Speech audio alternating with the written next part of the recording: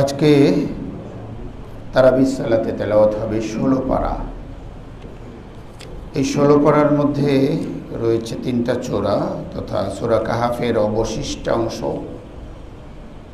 75 আয়াত থেকে নিয়ে সর্বশেষ 110 আয়াত রয়েছে। সূরা মারিয়াম এবং সর্বশেষ সূরা তাহা, এবং এই সূরা তাহার মাধ্যমে পারা শেষ হয়ে যাবে। প্রিয় হাজিরিন, আজকের তেলাওয়াতের মধ্যে থাকছে যে সকল বিষয় সূরা কাহাফের মধ্যে থাকছে হযরতে মূসা এবং খিজির আলাইহিসসালাতু ওয়াসসালামের সেই ঐতিহাসিক ঘটনা থাকছে, ইয়াজুজ মাজুজের কথা, জুলকারনাইনের কথা রয়েছে। সূরা মারিয়াম, মারিয়ামের মধ্যে মানে নাম থেকেই বুঝতে পারছেন যে হযরতে মারিয়ামের ঘটনা জীবনী এখানে থাকবে। সাথে রয়েছে জাকারিয়া আলাইহিসসালাতু ওয়াসসালাম, ইব্রাহিম আলাইহিসসালাতু ওয়াসসালামের আলোচনাও এসেছে। সূরা তাহার বড় একটা অংশ জুড়ে থাকছে হযরতে মূসা আলাইহিসসালাতু ওয়াসসালামের ঘটনা। প্রিয় হাজিরিন, চলুন সূরা কাহাফের আজকে যেখান থেকে তেলাওয়াত হচ্ছে সেটা হলো মূসা খিজিরের ঘটনার মাঝখান থেকে। আল্লাহ বলেন, ক্বালা আলাম আকুল লাকা ইন্নাকা লান তাসতাতিআ মাইয়া সাবরা। আমি কি বলিনি আপনাকে যে আপনি আমার সাথে ধৈর্য ধরতে পারবেন না? এটা বলছেন হযরত খিজির আলাইহিসসালাতু ওয়াসসালাম মূসা আলাইহিসসালামকে।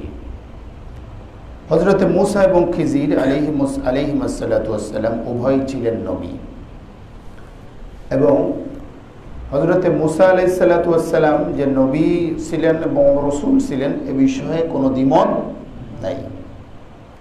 খিজির আলাইহিসসালাতু ওয়াসসালাম কি নবী ছিলেন নাকি নবী ছিলেন না এ বিষয়ে কিছু মতানৈক্য লক্ষ্য করা যায়।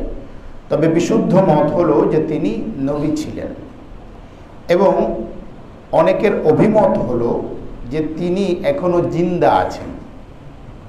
তবে এই মতটা বিভিন্ন কারণে আমরা দুর্বল মনে করি। তবে একটা মত আছে, হযরতে খিজির আলাইহিসসালাতু ওয়াসসালাম এখনো জিন্দা রয়েছেন। তো খিজির আসলে আরবিতে বলে খদির, খুদরাতুন থেকে। খুদরা বা খদিরের অর্থ হলো সবুজ শ্যামল সতেজ হওয়া। বর্ণিত রয়েছে হযরত খিজির বা খিজির আলাইহিসসালাতু ওয়াসসালাম যেখানে যেতেন সেই এলাকা সবুজ শ্যামল হয়ে যেত, তরতাজা হয়ে যেত। আল্লাহ এক এক নবীকে এক এক মুজিজা দান করেছেন না। মূসা আলাইহিসসালাতু ওয়াসসালামের হাতের লাঠিটা যদি সাপ হয়ে যেতে পারে, তাহলে খিজির আলাইহিসসালাতু ওয়াসসালামকেও আল্লাহ মুজিজা দিতে পারেন। সেখানে শুষ্ক এলাকায় গেলেও সেখানে ঘাস গজিয়ে যেতে পারে। এই জন্য তাকে খদির বলা হয়েছে, খিজির আলাইহিসসালাতু ওয়াসসালাম। হযরতে মূসা আলাইহিসসালাতু ওয়াসসালাম মর্যাদার বিবেচনায় খিজির আলাইহিসসালাতু ওয়াসসালামের চেয়ে উঁচু মর্যাদার নবী ছিলেন। কেননা তিনি তাওরাত প্রাপ্ত নবী এবং রাসূল ছিলেন।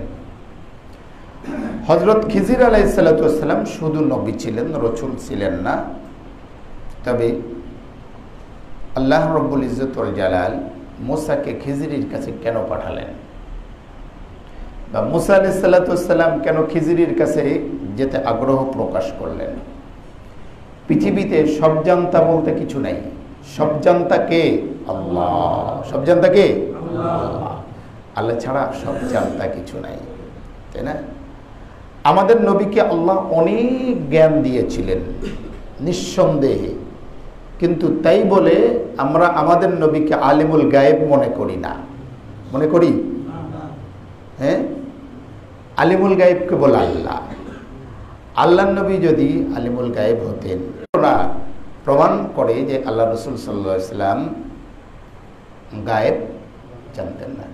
এখন প্রশ্ন করতে পারেন যে আল্লাহর নবী তো বেশ কিছু ভবিষ্যৎবাণী করেছেন, এবং সেই ভবিষ্যৎবাণীগুলো তো কি হচ্ছে? অক্ষরে অক্ষরে ফলতেছে, ঠিক কি না? তাহলে এটা কি আলিমুল গায়েব না? না।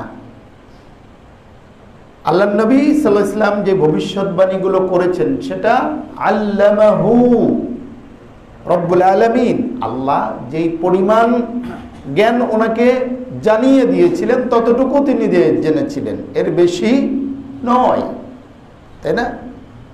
তো ওটাকে তো আর গায়েব বলা যায় না। প্রিয় হাজিরিন, আমি ওখানে লম্বা চড়া আলোচনায় যাচ্ছি না।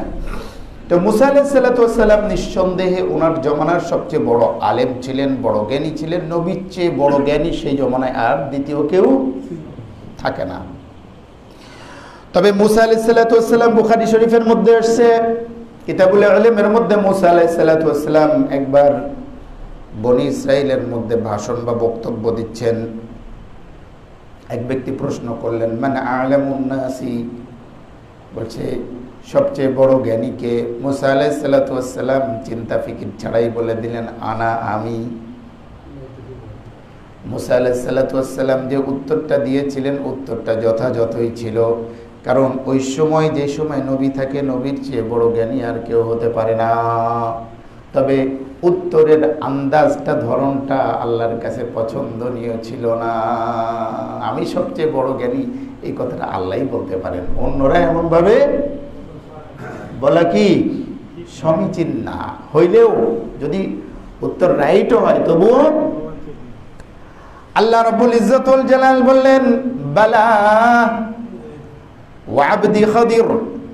আল্লাহ রাব্বুল ইজ্জত ওয়াল জালাল বলেন, মুসা, আপনার চেয়েও বড় জ্ঞানী আছে। মুসা বললেন, আল্লাহ, আপনার সেই বান্দা কে? বলে, আমার বান্দা হলো, সেই বান্দা হলো খাজির বা খিজির আলাইহিস সালাতু ওয়াস সালাম। মুসা আলাইহিস সালাতু ওয়াস সালাম, ওনার যে ভুল হয়ে গিয়েছে, বলার ধরনটা যে ঠিক ছিল না, সেটা তিনি বুঝতে পারলেন। বলেন, আল্লাহ, নিশ্চয়ই আমার থেকে যে বড় জাননেওয়ালা, সে আপনার কাছে প্রিয়, আমি আপনার সে প্রিয় মানুষটার সাক্ষাৎ চাই। সুবহানাল্লাহ, আল্লাহ ঢেলে দিলেন। এই মুসা আলাইহিস সালাম বিনয়ে চলে আসলেন, বিনয়ে, ঠিক না? আল্লাহ বলেন, ঠিক আছে। মুসা আলাইহিস সালাম রওনা হলেন আল্লাহ সেই প্রিয় বান্দার খোঁজে। আল্লাহ রাব্বুল ইজ্জত ওয়াল জালাল লোকেশন দিয়ে দিলেন যে এমনে এমনে যান, দুই সাগরের যেখানে মোহনা, সেখানে গিয়ে পাবেন তাকে। সাথে করে নিলেন ওনার একজন খাদেমকে, যার নাম হলো ইউশা ইবনে নুন, যাকে আল্লাহ পরবর্তীতে নবী বানিয়েছিলেন। ইউশা বিন নুনকে সাথে নিলেন। ইউশা বিন নুনকে সাথে নিয়ে চলছেন, বলে সাগরের পথ দিয়ে যান।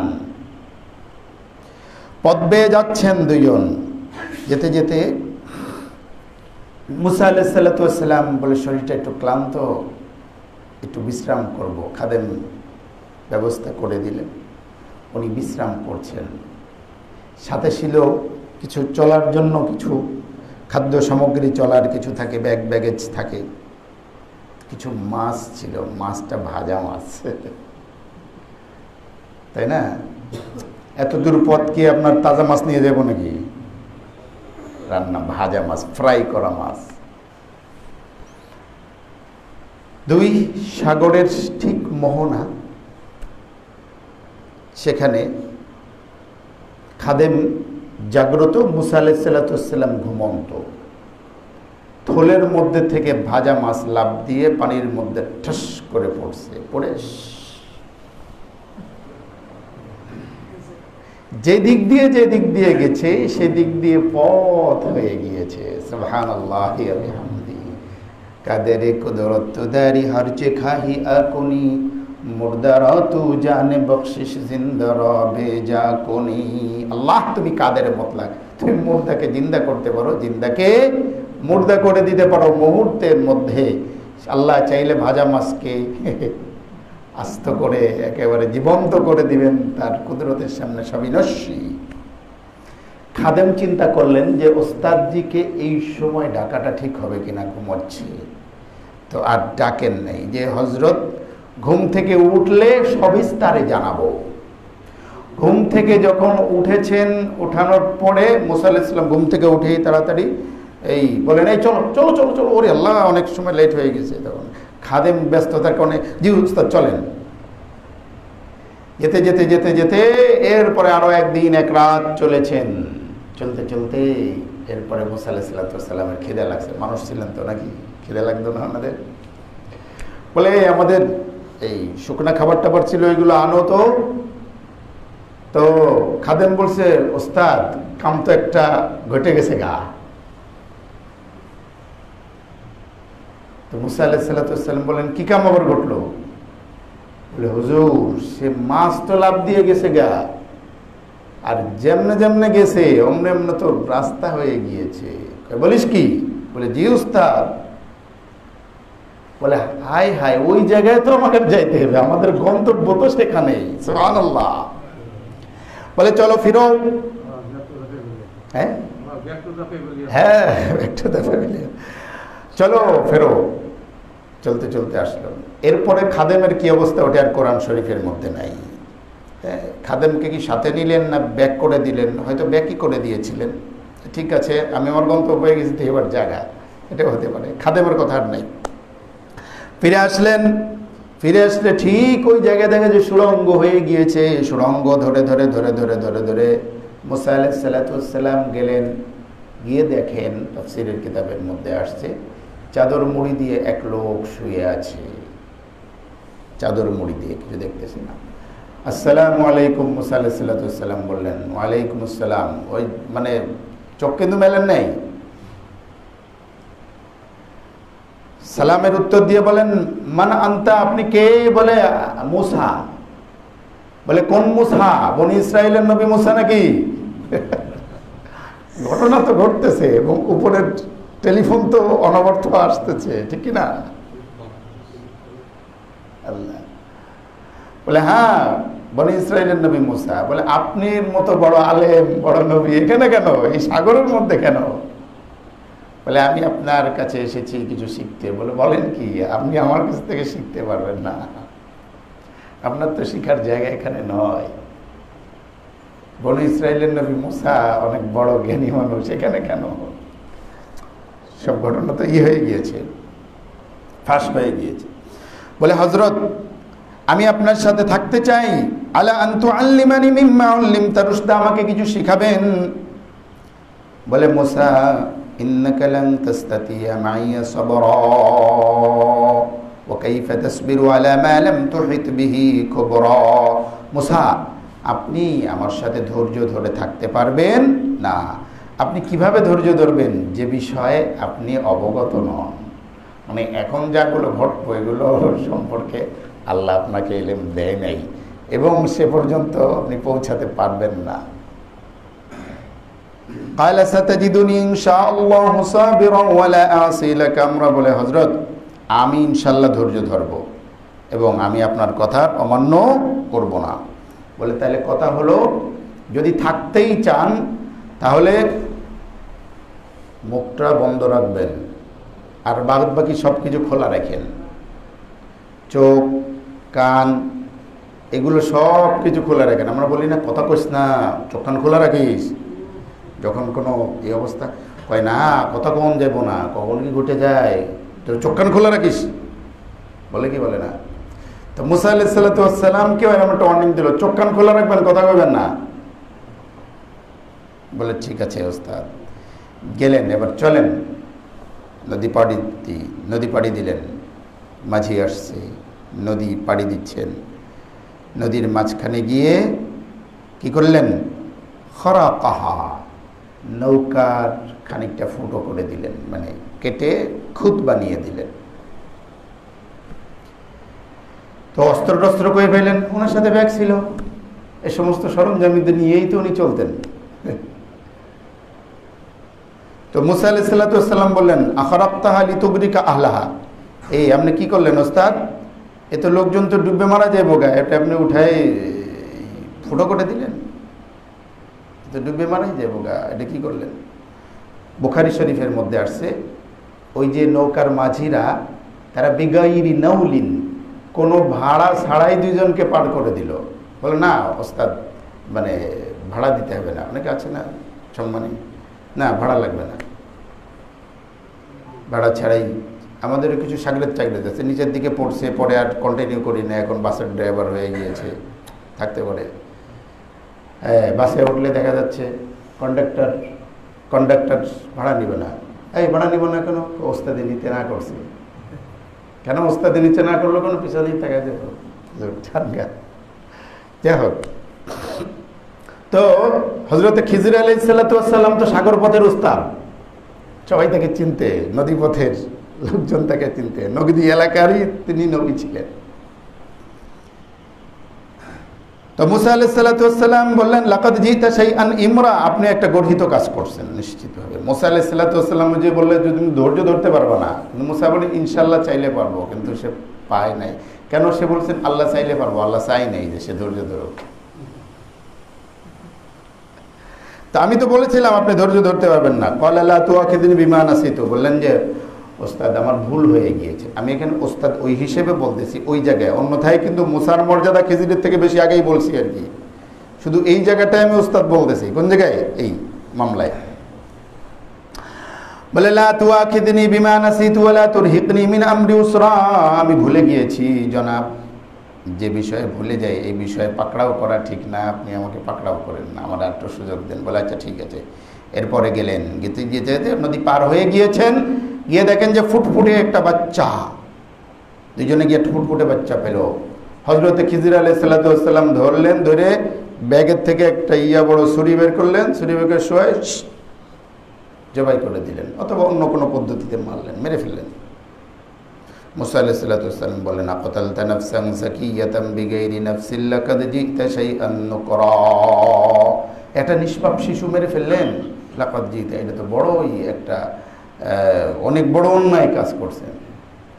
তো খিজির আলাইহিস সালাতু ওয়াস সালাম বললেন যে না, আপনি এবারও কিন্তু কি করছেন? অমান্য করছেন। প্রথমে বলছেন ওয়ালা আসিলা কামরা। তো মুসা আলাইহিস সালাতু ওয়াস সালাম বলবেন জনাব আরেক চান্স। এবার আর বলেন নাই যে আমি ভুলে গেছি, এবার সে বলে নাই। প্রথমবার আসলে ভুলে গিয়েছিল, মানে তার কমিটমেন্টের কথা মনে ছিল না। আর এবার কমিটমেন্টের কথা মনে আছে ঠিকই, কিন্তু সে আর ধৈর্য ধরতে পারে নাই, না এটা হইতেই পারে না।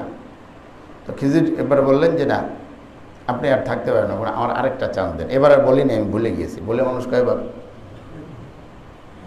এবার জাল যাচ্ছেন, যেতে যেতে দুজনের খিদে লাগছে, মানুষ তো, তাই না?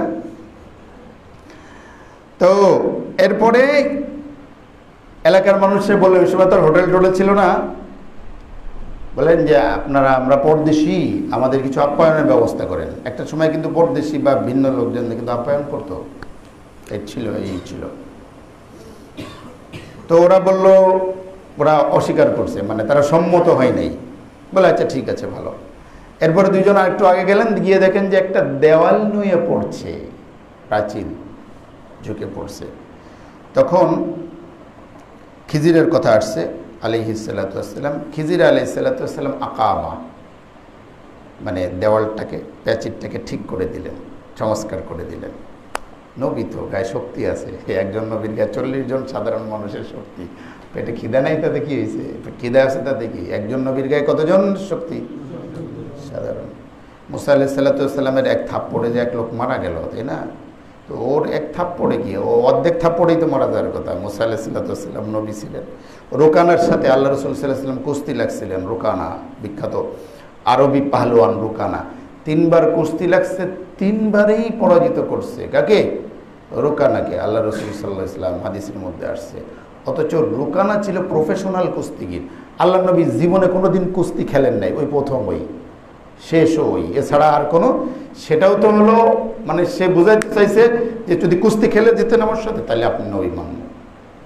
আরে নবী কি কুস্তি খেলার জন্য আসছেন নাকি? তারপরও আল্লাহ নবী নিয়ে এলেন চ্যালেঞ্জ। 3 বার যখন হেরে গেল রোকানা, তখন রোকানা বুঝতে পারছে এটা কোনো মানুষের শক্তি নয়, এটা অলৌকিক শক্তি। তখনই সারেন্ডার করছিল রোকানা, কালেমা পড়ে মুসলমান হয়েছিল রোকানা। তো ঠিক করে দিলেন। মুসা আলাইহিস সালাতু ওয়াস সালাম বললেন যে আপনার ক্যারেক্টারটা আমি এখনো বুঝতে পারলাম না, তাই না? একটা নিষ্পাপ শিশু মার্ডার করে ফেললেন। আচ্ছা, যারা আমাদের কি করলো, উপকার করলো, ওদের দিলেন ক্ষতি করে। আর এই শেষরা কম, একটু খাবার পানিও দিল না, এদের কাজ আপনি বিনা পয়সায় করে দিলেন। চাইলে তো আপনি কি করতে পারেন, পারিশ্রমিক নিতে পারতেন। পারিশ্রমিক নিয়ে সেটা তো আমরা কিছু কিনে খেতে পারতাম। মুসা আলাইহিস সালাম যেগুলো প্রশ্ন করেছিলেন সেটা স্বাভাবিক দৃষ্টিতে ঠিক ছিল, কিন্তু অন্তর্নিহিত যে কারণ ছিল, বিষয়টা ছিল, সেটা আল্লাহ খিজিরকে জানিয়েছিলেন, ওই বিষয়গুলো মুসাকে জানান নাই। তো এবার খিজির আলাইহিস সালাম বললেন, হাদা ফিরাকু বাইনি ওয়া বাইনিক, এখন আর আপনি থাকতে পারবেন না, আপনার মাঝে আর আমার মাঝে এখন বিচ্ছেদ হয়ে যাবে, থাকতে পারবেন না আপনি, কারণ আপনি একবার, দুইবার, তিনবার, তৃতীয়বারও আপনি ফেল করেছেন। তবে যাওয়ার আগে এই ব্যাখ্যাগুলো আমি আপনাকে দিয়ে দেব, কেন এইগুলো করলাম। প্রথমত, যেই মাঝিরা আমাদেরকে পার করে দিয়েছিল, আপনি আপাত দৃষ্টিতে, আপনি বাহ্যিকভাবে দেখছেন যে আমি তাকে ক্ষতি করেছি, কিন্তু প্রকৃত অর্থে আমি তাকে উপকারই করেছি। বেচারা বিনা পয়সায় পার করে দিয়েছে, তাহলে তার উপকার করার দরকার না? আমি একটু তক্তাটা উঠাই দিয়েছি, একটু মানে খুদ বানিয়ে দিয়েছি। কেন জানেন? এই নৌকাটাই ছিল হলো তাদের একমাত্র সম্বল, আর পিছনে ছিল জালেম। ওই জালেম নতুন কিছু পাইলেই নিয়ে নিত, ওটা কার সম্পদ ওটা দেখতো না, তাদের এছাড়া অন্য কোনো রুজি রোজগারের কিছু আছে কিনা সেটা দেখতো না। এই জন্য খুদ বানিয়ে দিলাম, খানিকটা খুদ বানিয়ে দিলাম, কমপক্ষে খুদমুত হলেও যেন এটা দিয়ে তারা জীবিকা চালিয়ে যেতে পারে। উপকার করছে না, করে নেই? তাহলে আমরা উপরের একটা দৃশ্য দেখি, ভিতরের আরেকটা দৃশ্য আছে। আল্লাহ নবী সাল্লাল্লাহু আলাইহি ওয়াসাল্লাম যখন হুদাইবিয়ার সন্ধি করলেন, হুদাইবিয়ার সন্ধি যখন আল্লাহ নবী সাল্লাল্লাহু আলাইহি ওয়াসাল্লাম করলেন, সাহাবায়ে কিরাম এটার উপরে কি রাজি ছিল? খুশি ছিল, কিন্তু আনুগত্য করছে। একটা হলো খুশি না থাকলেও আনুগত্য করা, ঠিক না? তো সাহাবীরা এটার উপরে খুশি ছিল না, কিন্তু কি অনুগত ছিল। এক সাহাবী পরবর্তীতে বলছেন, যদি নবীর কথা অমান্য করা যেত তাহলে হুদাইবিয়া আমরা অমান্য করে দিতাম। আমাদের কেউ ওটার সাথে একমত ছিল না, কিন্তু আল্লাহ ওয়া রাসূলু আলাম, আল্লাহ এবং আল্লাহর রাসূল ভালো জানেন যে এই হুদাইবিয়ার সন্ধির অন্তর্নিহিত যে বিষয়টা ছিল, যেটা পরবর্তী সময়ের বিজয়ের সকল দরজাগুলো কি খুলে দিয়েছিল। হুদাইবিয়ার সন্ধি মক্কা বিজয়ের পথ উন্মুক্ত করে দিয়েছিল। হুদাইবিয়ার সন্ধি মুসলিম দিগন্তকে প্রসারিত করে দিয়েছিল।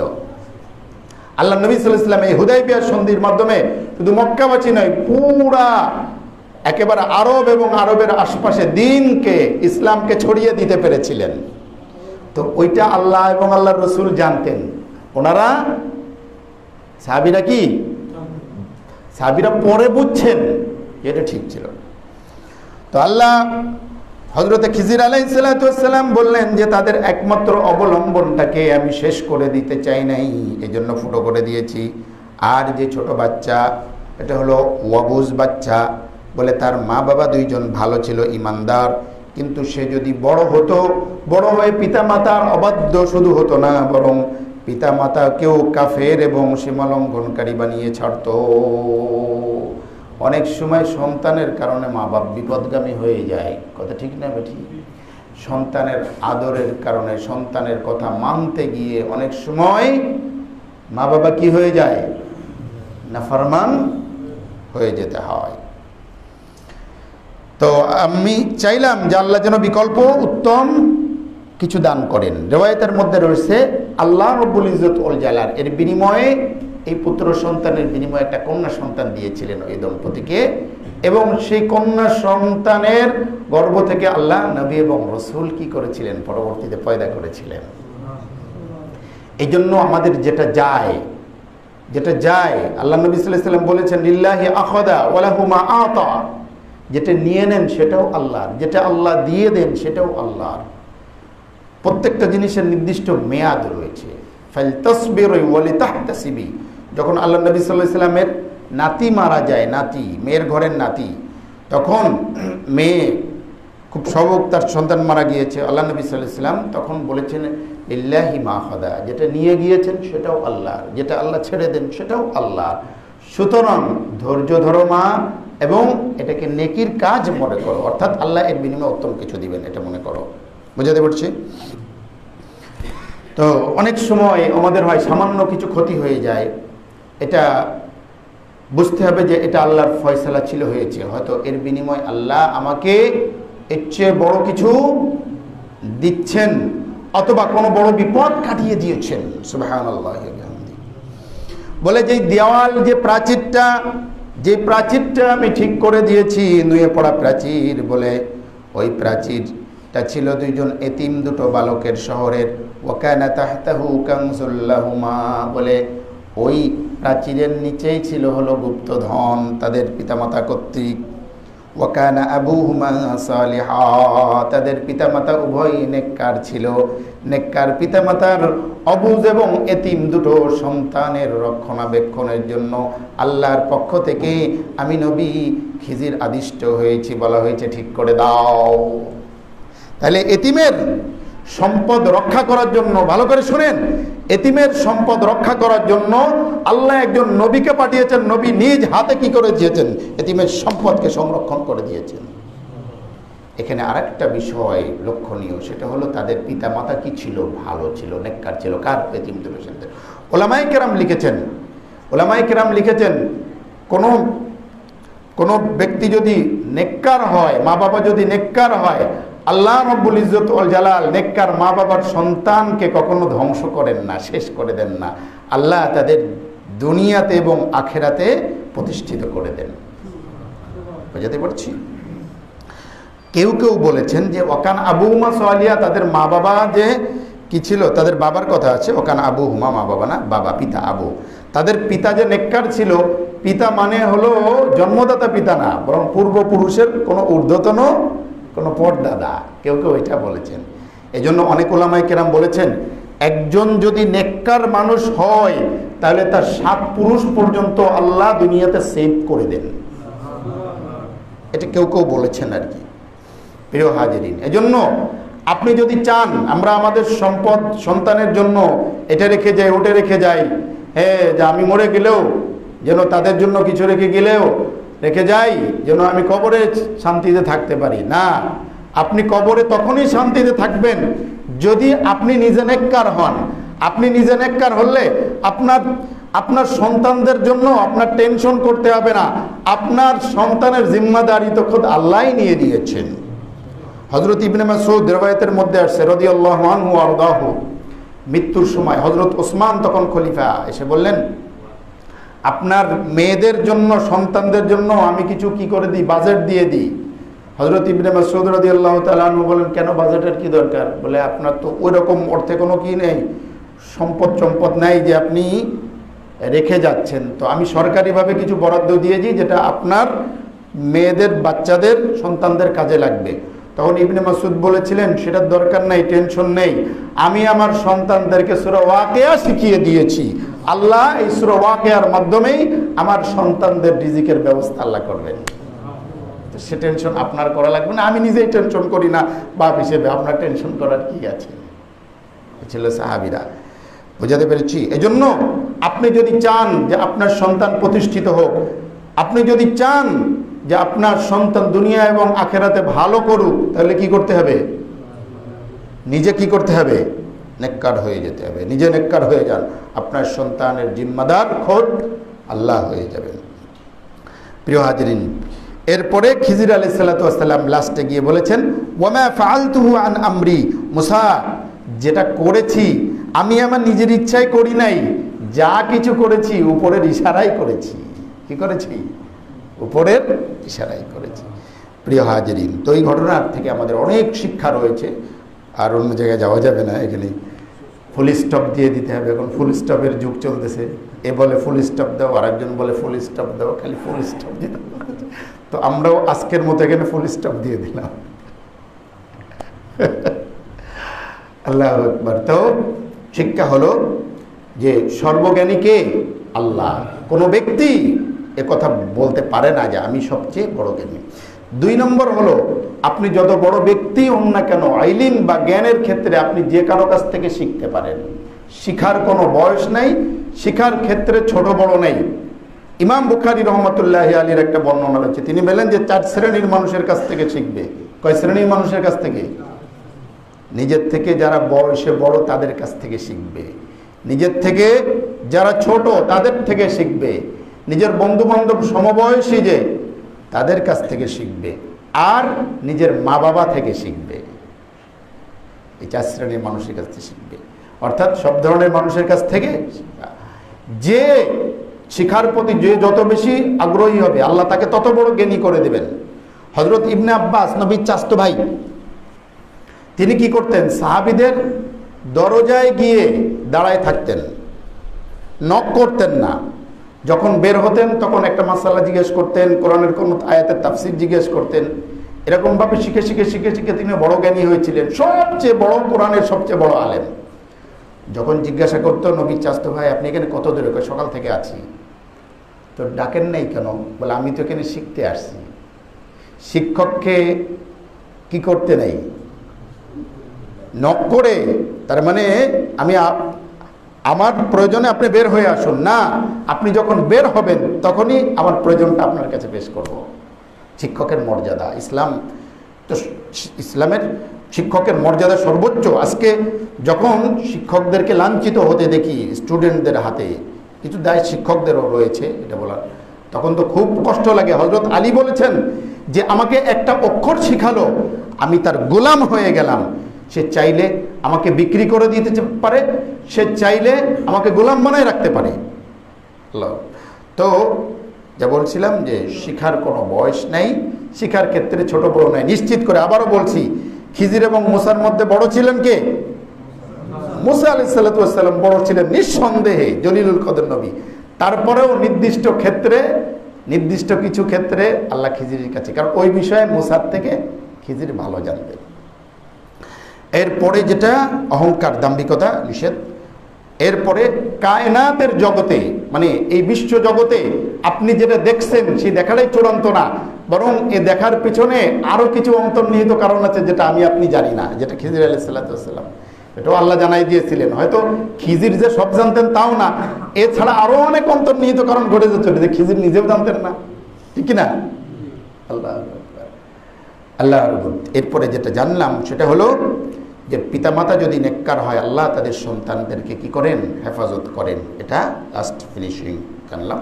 আরও একটা জানলাম, বড় ক্ষতির হাত থেকে বাঁচার জন্য ছোট ক্ষতি করা যায়। বড় ক্ষতির হাত থেকে বাঁচার জন্য কি করা যায়? ছোট ক্ষতি করা যায়, যেটা তাদের পুরো মানে নৌকাটা নিয়ে যেত একটু ফুটো করে দিয়েছে, ছোট ক্ষতি করে দিয়েছে বড় ক্ষতির হাত। আল্লাহ রাব্বুল ইজ্জত ওয়াল জালাল আমাদের কোরআনুল হাকিম থেকে শিক্ষা গ্রহণ করার তৌফিক দান করুন।